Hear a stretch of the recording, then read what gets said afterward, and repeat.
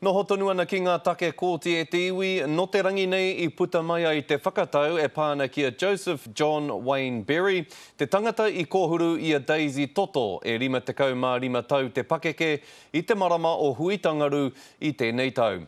Kei a Mikey Sherman te roanga ake o ngā whakamārama. Te kaumarama te whānau e tatari ana ki tētahi whakatau, no te rangi nei ka puta. With the majority, I think they're happy with the sentencing. Yeah, and minimum of 10 years. And if he does come up parole, we'll be there to challenge that again.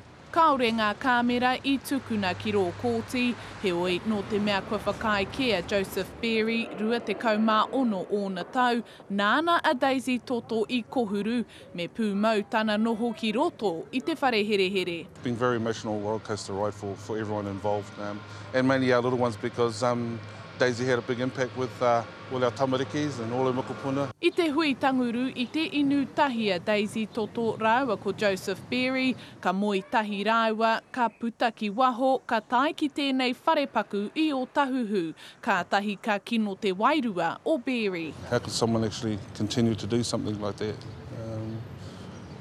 Whether he said he lost his mind at the time, but it was pretty traumatic.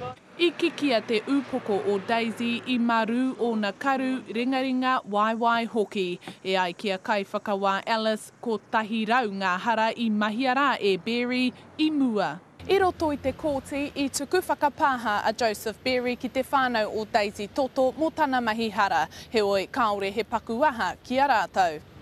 I haere tahi te whānau ki te unga waka marae whai muri I te take nei, ki te whakamārie I a rātou anō. Mikey Sherman, Te Karere.